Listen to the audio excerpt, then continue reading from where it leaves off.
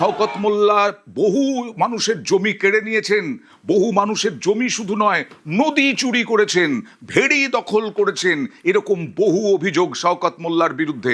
সরাসরি চলে যাব, তার আগে দেখাবো ওখানকার বাসিন্দারা কি বলছেন, এখানে দেখুন।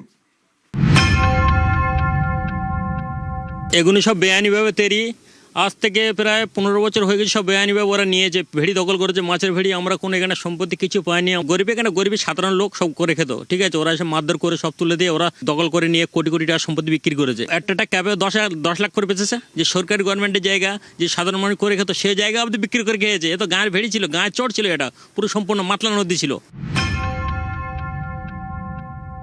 হ্যাঁ, মাছ চাষ করতাম, শুধু আমি না, দক্ষিণ মৌখালি সাধারণ জনগণ সবাই করে খেত। শওকত মোল্লা 2011 সালে ক্ষমতা আসার পরে সন্ত্রাসবাদী হারমাতদের নিয়ে সব কিছু ভেঙে চুরে ছারকার করে দেয়, দিয়ে ওরা নিজেরা জায়গাগুলো দখল করে নিয়ে ওরা নিজেরা, ওর হারমাত বাহিনী, ওর সঙ্গভঙ্গ ওরা সবাই করে খায়। লাস্টে কী করলো, এই জায়গাগুলো সব বেআইনিভাবে সব বিক্রি করে দিল, সব লক্ষ লক্ষ টাকা, কোটি কোটি টাকা দিয়ে বিক্রি করে দিল।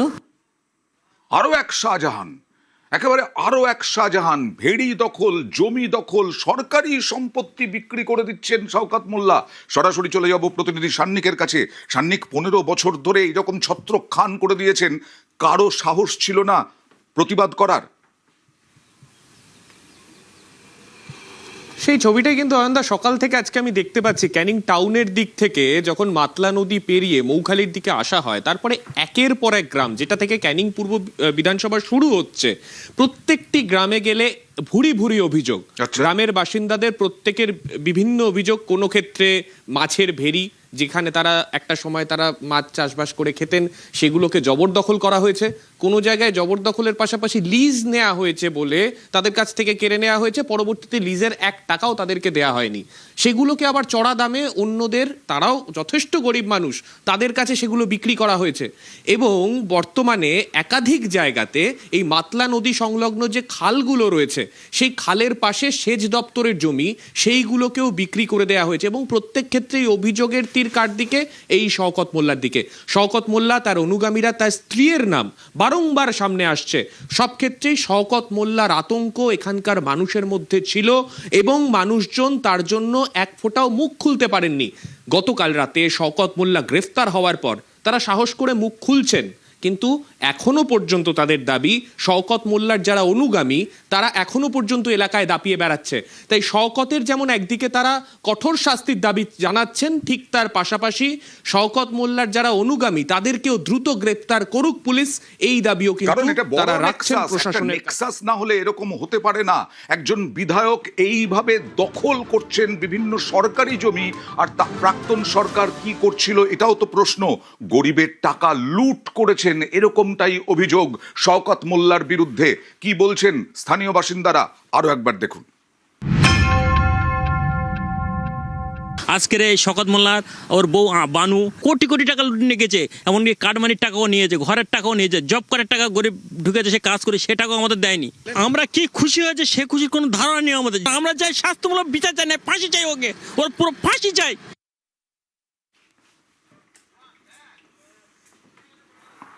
আর শেখ শাহজাহানের বিরুদ্ধে যেমন বারবার অভিযোগ উঠেছে, জেল থেকে বিভিন্ন নির্দেশ দেওয়া, এবং তার অনুগামীরা বেশ কয়েকদিন আগে পর্যন্ত ভয় দেখিয়েছে। শওকত গ্রেফতার হওয়ার পরেও এখানেও শান্তিতে নেই সাধারণ মানুষ এখনো, কারণ এখনো অনুগামীরা ভয় দেখাচ্ছেন, আতঙ্ক ছড়াচ্ছেন। সেই অনুগামীদের গ্রেফতারের দাবি জানাচ্ছেন সাধারণ মানুষ। না, শান্তি তো মোটে পাচ্ছি না। ওর এখনও কিছু দুষ্কৃতী হারমাত বাহিনী আছে, আগ্নেয়াস্ত্র নিয়ে কাল রাতে যা দাবাদাবি করেছে, গ্রামে ভয় দেখানি শুরু করে বোম বন্দুক নিয়ে এখনও সেই রাজত্ব চালাবার চেষ্টা করছে। শওকত মোল্লা ধরা পড়ার পরেও ওরা বলছে আমরা শওকত মোল্লা ধরা পড়েছে তো কী হয়েছে, আমাদের নেতা মোনাব্বার মোল্লা আছে, তাকে দিয়ে আমরা টাকা দিয়ে থানাকে কিনে রেখে দেবো, এরকমভাবে ওরা করছে। এই দক্ষিণ 24 পরগনার ভিতরে ক্যানিং পূর্ব হচ্ছে সবথেকে সন্ত্রাস জায়গা। প্রশাসন ক্যানিং পূর্বটা ভালো করে চিরুনি তল্লাশি করুক, আর তার মধ্যে মৌখালি আগ্নেয়াস্ত্র ভাণ্ডার, যেখানে আমরা প্রশাসনের কাছে একটা আবেদন, যাতে আগ্নেয়াস্ত্রগুলো উদ্ধার হয়। শাহজাহানের সঙ্গে কি মিল? এই শাহজাহানও বাজার দখল করে নিজের নামে বাজার করে ফেলেছিলেন, আর এ খেলার মাঠ দখল করে ফেলেছেন। শওকত মোল্লা খেলার মাঠ দখল করেছেন, সাধারণ মানুষের খেলার মাঠ। বারবার যে অভিযোগ শাহজাহানের বিরুদ্ধে উঠেছিল, দেখুন আমাদের প্রতিনিধি সান্নিকের প্রতিবেদন।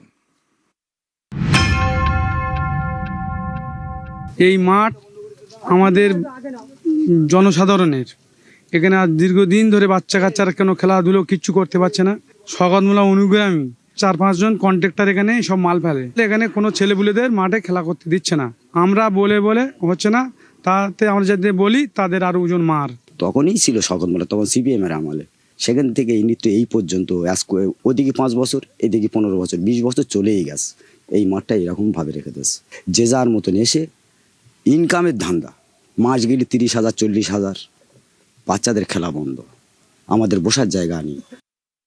ক্যানিং পূর্ব বিধানসভার কুরিয়াডাঙ্গা বাজার এলাকা, এই অঞ্চলে একটা বড় মাঠ দীর্ঘ সময় ধরে ছিল। সেই মাঠ বর্তমানে কোনো শিশুরা এলাকার তারা খেলাধুলা করার এখানে সুযোগ পায় না। কারণ কি? কারণ যদি মাটির দিকে তাকানো যায়, গোটা মাটিতে এরকম বালি, অথবা একটু দূরে তাকালে সেখানে বিভিন্ন রকমের ইমারতি সামগ্রী এই মাঠের মধ্যে মজুত করা রয়েছে। সেটা শুধুমাত্র কোনো অল্প সময়ের জন্য নয়, দীর্ঘ সময় ধরে, প্রায় শেষ 20 বছর ধরে এই মাঠ এইভাবে ইমারতি সামগ্রী ফেলে দখল করা রয়েছে। যেটা স্থানীয়দের অভিযোগ, এখানকার তৎকালীন বিধায়ক শওকত মোল্লা, একটা সময় সিপিএম এর জমানা, তারপরে তৃণমূলের জমানা, শওকতের দাপটে এই জায়গায় মাঠে ইমারতি সামগ্রী ফেলার জন্য আলাদাভাবে টাকা পেত শওকত। সেই কারণে বাচ্চাদের খেলাধুলা সম্পূর্ণভাবে বন্ধ করে এই মাঠ দখল করে রাখা হয়েছিল শওকত মোল্লা এবং তার অনুগামীদের তরফে। আর সেই অভিযোগই বর্তমানে স্থানীয়রা সামনে আনছেন শওকত মোল্লার গ্রেফতারির পরে। শওকতের গ্রেফতারের পর এলাকার হাল ফিরবে বলে মনে করছেন তারা। ক্যামেরায় রাজীব কুমার সিং এর সঙ্গে সান্নিক ঘোষ, নিউজ 18 বাংলা, দক্ষিণ 24 পরগনা। বলছিলাম না, নদী চুরি, মাতলা নদী চুরি করেছেন। শুধু তাই নয়, মাতলা নদীর পাশে যে ভেড়ি, সেই ভেড়ি ভরাট করে ছেলের জন্য ক্যাফে তৈরি করে দিয়েছেন, দোকান বসিয়ে দিয়েছেন, ক্যাফে তৈরি করে দিয়েছেন। দেখুন কি অবস্থা, কি না করেছেন শওকত মোল্লা। এরকমটাই তো অভিযোগ করছেন সাধারণ মানুষ, এলাকার মানুষ। গ্রেফতারির পরে এবার তারা মুখ খুলতে সাহস পাচ্ছেন। তবুও এখনো অনুগামীরা, শওকতের অনুগামীরা নাকি এখনো হুমকি হুঁশিয়ারি দিয়ে যাচ্ছে। ওই জায়গাটা আসলে মাতলা নদীর অংশ, পুরো জায়গাটা দখল করে নেওয়া হয়েছে এবং যার ফলে সেখানে দেখা যাচ্ছে নদীর চরিত্র বদলে গেছে। এইটা অবৈধভাবে করেছে শওকত মোল্লা নিজের গায়ের জোর খাটিয়ে, এবং তখন প্রশাসন কোনো ব্যবস্থা নেয়নি। কবে এই ক্যাফে তৈরি হয়েছে? এটা হয়েছে 2024-25 সালে হয়েছে। এটা বছর হয়েছে? হ্যাঁ, 1.5-2 বছর মতো হয়েছে আনুমানিক। আমরা ইতিমধ্যে দাঁড়িয়ে রয়েছি মৌখালি ব্রিজে, নিচ থেকেই বয়ে গেছে মাতলা নদী। একেবারে দেখা যাচ্ছে এই মাতলা নদী থেকে খাড়ি কেটে জল ঢুকিয়ে তৈরি করা হয়েছিল ভেড়ি।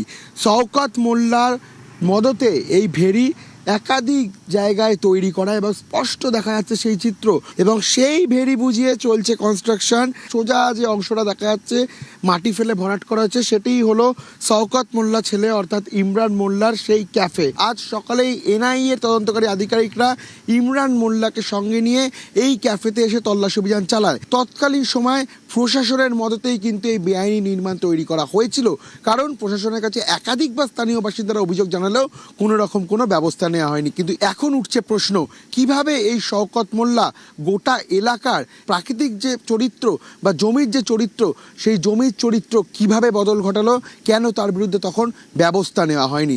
ক্যামেরা রাজীবের সঙ্গে রৌনক, নিউজ 18 বাংলা, দক্ষিণ 24 পরগনা। ভাবতে পারেন, নদীর চর দখল করে, নদীর চর বুঝিয়ে বেআইনি নির্মাণ শওকত মোল্লার।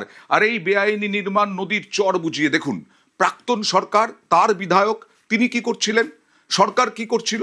সরকারও কোনো ব্যবস্থা নেয়নি। সরকার ব্যবস্থা যদি নিত তাহলে এইভাবে প্রাকৃতিক সম্পদ চুরি হতো না। এই বাড়িটা আমাদের এমএলএ সাহেবের ভাইয়ের বাড়ি। কিন্তু এটা তো ভেড়ি ছিল। হ্যাঁ, ওটা ভেড়ি ছিল। ভেড়ি বুঝিয়ে বাড়ি? হ্যাঁ, ভেড়িতে। এই জায়গাটা তো এখন অস্থায়ীভাবে ছিল। ওই এমএলএ সাহেব আসার পরে এই রাস্তাগুলো করেছে। তারপরে যখন মাটি মানে ভরাট হয়ে এবার সব যে যার ঘরটর করেছে। আপনারা কোনো অভিযোগ করেননি? না না না, ক্যানিং লাইনে এরকম ভাবে সব বিল্ডিং তোলা রয়েছে। সব তো বেআইনি। হ্যাঁ, সব বেআইনি। কোনো ব্যবস্থা নেওয়া হয় না? ব্যবস্থা তো নিচ্ছে নাকি। মাতলা নদীর চর বুঝিয়ে তৈরি করা হয়েছে ক্যাফে। শওকত মোল্লার ছেলে ইমরান মোল্লার সেই ক্যাফে আমরা ইতিমধ্যে দেখতে পেলাম। এবং স্থানীয়দের অভিযোগ শুধু শওকত মোল্লার ছেলেই নয়, শওকত মোল্লার ভাই আবু জাফর মোল্লা তিনিও ঠিক কিছুটা দূরেই এরকমই একটি ক্যাফে তৈরি করছিলেন। এই যে গোটা এলাকা আমরা দাঁড়িয়ে রয়েছি, গোটাটাই কিন্তু একটা ভেড়ি ছিল।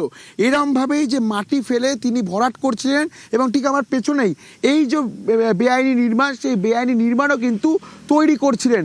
অর্থাৎ এই গোটা মাতলা নদীর পরে একাধিক জায়গা জুড়ে শওকত মোল্লা বেআইনিভাবে তিনি এরমভাবে নির্মাণ করতেন এবং নদীর চর চুরি করতেন। যে অভিযোগটা স্থানীয়রা তুলেছেন, শুধু তার নিজের রেসর্টই নয়, ঠিক 200 মিটার দূরেই তার ভাইও কিন্তু সেই একই পথে হেঁটেছিল এবং এরমভাবেই মাটি ফেলে নদীর থেকে যে চুরি করা যে চর, সেখানে ভেড়ি প্রথমে করা হয় এবং সেই ভেড়ির ওপরে মাটি ফেলে বেআইনিভাবে তিনি আবারও কিন্তু নির্মাণ করেছিল।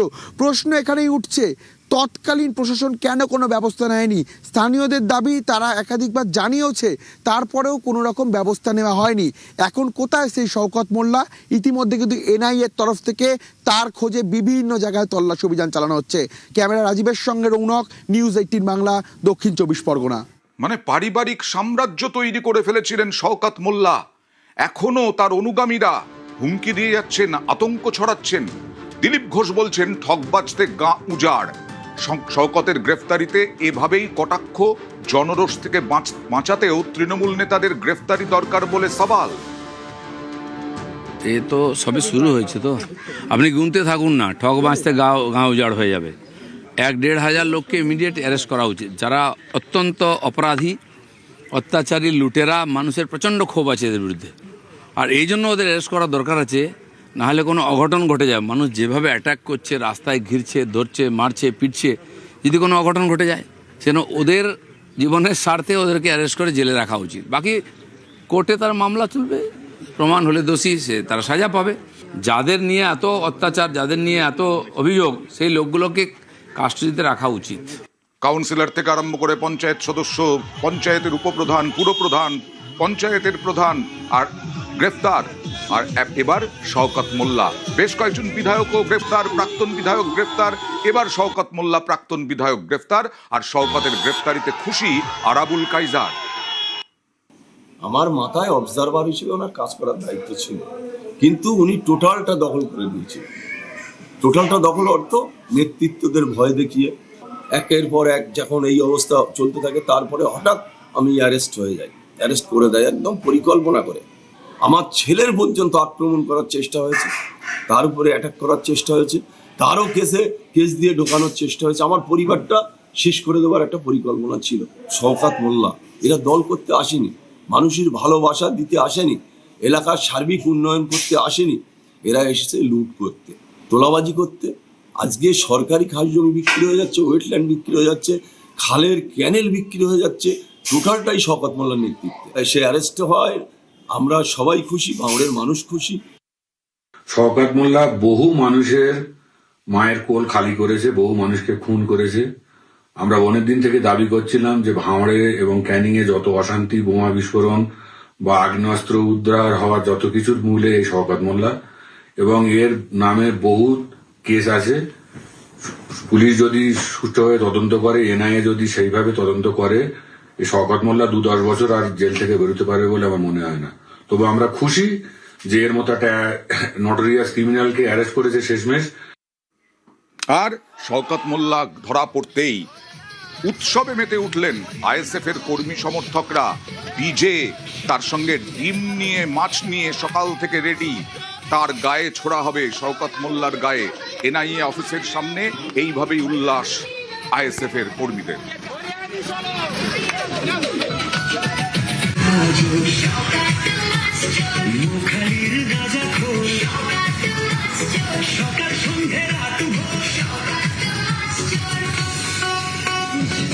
বাজির টাকা নিয়ে মধুর হাঁড়ি চেটে, ভোটে হেরে ধর্ণা দেবে কালীঘাটের গেটে।